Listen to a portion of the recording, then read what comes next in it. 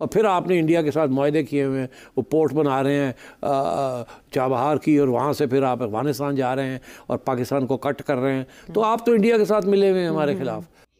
जो ईरान है उसने इंडिया से अपील की है कि मदद की जाए। बड़ी खबर ये है कि ईरान ने अब हेल्प मांग ली है इंडिया से कि ईरान और इसराइल का जो इशू है, जो टेंशन है, इसे खत्म करवाया जाए। ईरानियन एनवॉय का ये कहना था कि इंडिया ईरान की मदद कर सकता है, और उनका कहना था कि we have good relations with India and of course India has a close relationship with the Israeli regime. India can play an active role in preventing Israeli aggression. Help मांग रहे हैं, इसलिए मांग रहे हैं, दिखाना चाहते हैं कि भी जो हमारा खित्ता है यहाँ पे पावर, इमर्जिंग पावर, वो इंडिया को शो करना चाहते हैं। और यही वजह है कि ईरान ने भारत से मदद मांगी। पाकिस्तान के वज़ीर ख़ारजा जो हैं भारत के साथ एक ऐसे मौके के ऊपर दोबारा तिजारत खोलने की बात कर रहे हैं जब भारत बिल्कुल पाकिस्तान के साथ ताल्लुकात बहाल करने में दिलचस्पी नहीं रखता।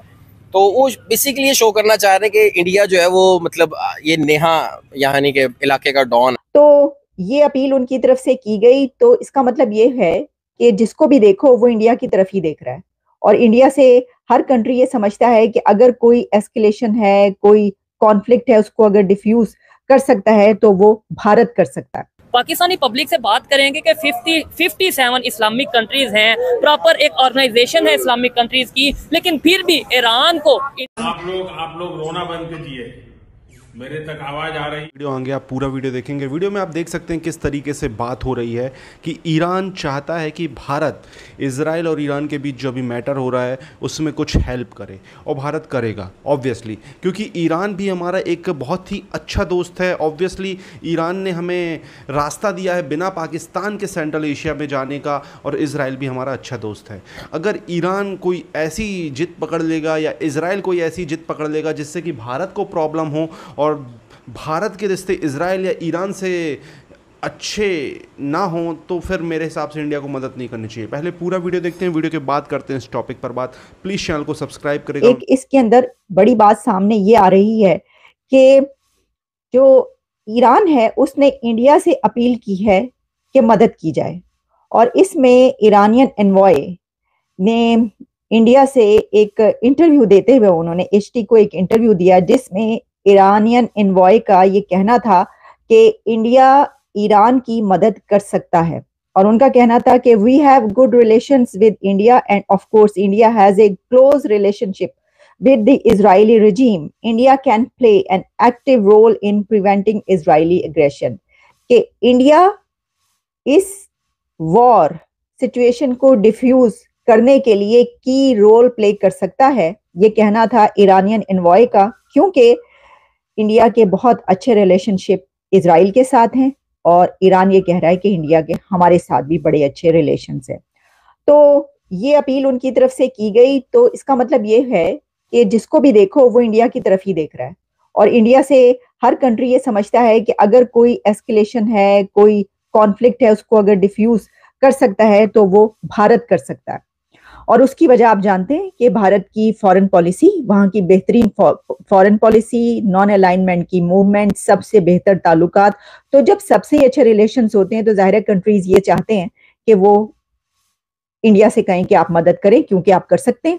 जो कंट्री बीच में ऐसा नजर आता है जिसके सबसे रिलेशंस होते हैं, जैसे कि रशिया और यूक्रेन वॉर के दौरान भी यही हुआ है कि उस वक्त भी इंडिया की तरफ देखा जा रहा था कि इंडिया की जो सिफारतकारी थी वो यूक्रेन से भी चल रही थी और वो रशिया से भी चल रही थी। रशिया से भी इंडिया ऑयल ले रहा था, तो ये बात कही जा रही थी अगर इसमें कोई बीच बचाव करवा सकता है तो वो ये है, इंडिया है। तो इस वक्त भी जो है यही बात की जा रही है।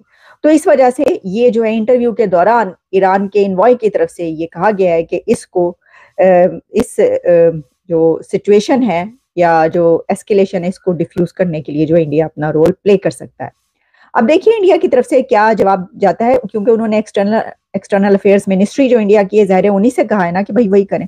तो डॉक्टर जयशंकर इसका क्या जवाब देते हैं या क्या कहा जाता है वो तो हमें पता चल जाएगा। बड़ी खबर ये है कि ईरान ने अब हेल्प मांग ली है इंडिया से कि ईरान और इसराइल का जो इशू है, जो टेंशन है, इसे खत्म करवाया जाए। पाकिस्तानी पब्लिक से बात करेंगे कि 57 इस्लामिक कंट्रीज हैं, प्रॉपर एक ऑर्गेनाइजेशन है इस्लामिक कंट्रीज की, लेकिन फिर भी ईरान को इंडिया की जरूरत क्यों पड़ी, इंडिया से हेल्प लेने की जरूरत क्यों पड़ी, पब्लिक की इसके ऊपर क्या ओपिनियन है। अब सवाल ये है कि ईरान ने हेल्प मांग ली है इंडिया से, अच्छा, जो कि एक मेरे लिए मतलब ये है कि हैरान करने वाली खबर नहीं है, क्योंकि पहले यूक्रेन और रशिया का कन्फ्लिक्ट चल रहा था, उन्होंने भी इंडिया की तरफ नजर रखी। अब ईरान ने हेल्प मांग लिया। वो ईरान का ये कहना है, उनके जो एम्बेसडर हैं इंडिया में, उन्होंने ये बोला कि भाई ये जो उनकी टेंशन है इसे कम करवाया जाए, खत्म करवाया जाए। क्या समझते हैं, इंडिया से क्यों हेल्प मांग रहे हैं? वो इसलिए मांग रहे हैं, दिखाना चाहते हैं कि भाई जो हमारा खित्ता है यहाँ पे पावर, इमर्जिंग पावर, वो इंडिया को शो करना चाहते हैं। ठीक है, तो क्या मतलब ईरान को क्या जरूरत है कि इंडिया, ईरान अगर देखा जाए तो वो तो रशिया के साथ भी बड़ा प्रो था।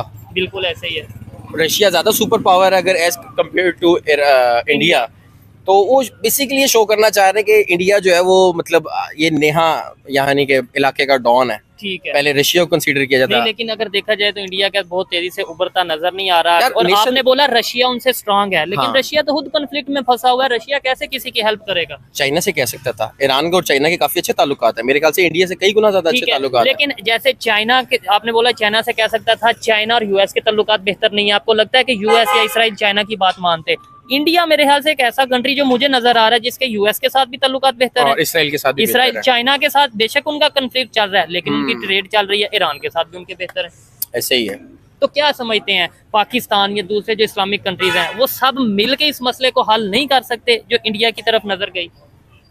ये आपकी जो बात है, मेरा जो मुझे जो फील हो रहा है, मेरी जी। अपनी ओपिनियन है, इंसान हाँ, इंसान की वो- अपनी ओपिनियन होती है। मेरे ख्याल में तो यही है कि ईरान ये शो करना चाह रहा है कि इस पूरे जो हमारा रीजन कॉन्टिनेंट है, रीजन है, हाँ। इसमें इंडिया ही सबसे ज्यादा स्ट्रांग है जो इस मसले को हल टैकल कर सकता है। ठीक है सर, आप इसके हवाले से ओवरऑल मतलब ये जो इस टाइम कन्फ्लिक्ट चल रहा है पूरी दुनिया में, और ये भी बात कई लोग ये कहते नजर आ रहे हैं, अगर ये कन्फ्लिक्ट बढ़ा तो वर्ल्ड वॉर 3 की तरफ भी चीजें जा सकती हैं। क्या कहना चाहेंगे, ये हल कैसे हो सकता है, हल हो भी सकता है या ऐसे ही चलेगा, बढ़ेगा? देखिए, बात होती है कि गवर्नमेंट्स के अंडर ये चीज़ें होती हैं, ठीक ठीक है, है। ऐसे ही है, आपने अपने हर मुल्क ने अपने मुल्क को रिप्रेजेंट करना होता है, ठीक ऐसे ही है। है। अब बात होती है कि अब यहाँ पे ब्लॉक ऐसे बने हुए हैं कि जिसमें हर कोई चाहता है कि पावर हमारे पास मैक्सिमम आए। ठीक हो गया, तो उस पॉइंट ऑफ व्यू से देखें, जिस तरह का मॉडर्न दौर जा रहा है, उस पॉइंट ऑफ व्यू से कॉन्फ्लिक्ट तो वैसे सोल्यूशन है नहीं ओवरऑल, क्योंकि अब जिस तरह से टेक्नोलॉजी रेवोल्यूशनरी आई है ठीक है। 2000 के बाद से समझ लें, तो अब हर चीज डिपेंड होगी है टेक्नोलॉजी के मतलब ऊपर। अगर जंग छिड़ी अल्लाह ना करे तो तबाही की तरफ सारा मामला ऑब्वियसली देखिए ना, ये तो एक लॉजिकली फैक्ट है कि अगर आप कॉन्फ्लिक्ट की तरफ कोई भी जैसा चीज, कि मैंने आपको बताया, ईरान और इंडिया दोनों ही एक बहुत ही क्लोज फ्रेंड रहे हैं। ईरान पे अमेरिका की बहुत सारी पाबंदियां रही हैं, फिर भी भारत ने अमेरिका की पाबंदियों को नज़रअंदाज करते हुए ईरान से हमेशा ऑयल लिया है। ओके, और इसके अलावा इज़राइल के साथ भारत के कितने डीप रिलेशनशिप हैं वो तो ठीक है। इज़राइल का एक भारत में एक एंटी और एक पक्षधर भी, दो पक्ष हैं। ऑब्वियसली इज़राइल से भारत के मुसलमान, भारत के क्या ज़्यादातर, दुनिया के ज़्यादातर क्या, बहुत सारे मुसलमान, मतलब 99% मुसलमान इज़राइल से नफ़रत करते हैं। उस नफ़रत के लिए मैं ये वीडियो नहीं बना रहा हूँ, वो आप जाके पढ़ें क्यों करते हैं, ठीक है। तो भारत में इज़राइल के ख़िलाफ़ बहुत एक एंटी इज़राइल माहौल रहता है। ऑब्वियसली ज़्यादातर मुसलमानों की तरफ से रहता है वो तो, और हिंदुओं का पक्ष में रहता है। अब आपको वो रीज़न बताना ज़रूरी नहीं है क्यों पक्ष में रहता है, ठीक है। इज़राइल और ईरान के बीच अभी जो मैटर हुआ है फ़िलिस्तीन, आपको पता है उसके वजह से हुआ है। ईरान फंस गई है शिया कंट्री बस पंगा लेने के चक्कर में है, और जो सुन्नी कंट्रीज़ हैं वो माहौल का मज़ा ले रही हैं, ठीक है, और साथ दे रही हैं। हम इज़राइल के साथ हैं, जैसे पाकिस्तान बोल रहा है हम इज़राइल के साथ नहीं, ईरान के साथ हैं। बट अभी कुछ दिन पहले ईरान पाकिस्तान का ही पंगा हो गया था।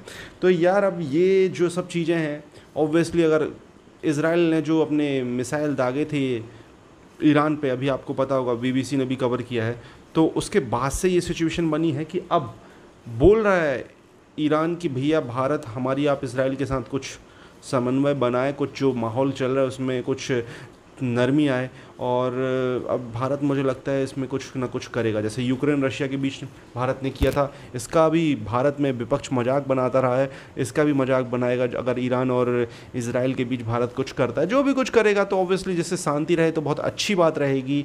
और ईरान के जो भी अटैक थे इज़राइल पर, वो पूरी तरीके से फुस हो गए, हालांकि उसको काफ़ी सेलिब्रेट किया गया, Pakistan, Bharat, India, even Israel ने भी सेलिब्रेट कर लिया कि यार ये तुम कैसे अटैक कर रहे हो, यहाँ पर एक चिड़िया नहीं मरी। आयरन डोम की वजह से वो सारे हवा में ही ध्वस्त हो गए उनके मिसाइल। और आप समझ सकते हो कि इसको लेके अमेरिका ने इजराइल से बोला कि यार आपने तो उनके सारे मिसाइल ध्वस्त कर दिए, अब आप क्या चाह रहे हो, आप उनको मतलब डिफेंस पूरी तरीके से कर चुके हो तो आप अटैक मत करो। अब इजराइल देखते हैं क्या करता है। आपको क्या कहना है इस टॉपिक के बारे में, कमेंट अपनी राय दें, चैनल को सब्सक्राइब करें, लगातार आपको ऐसे वीडियो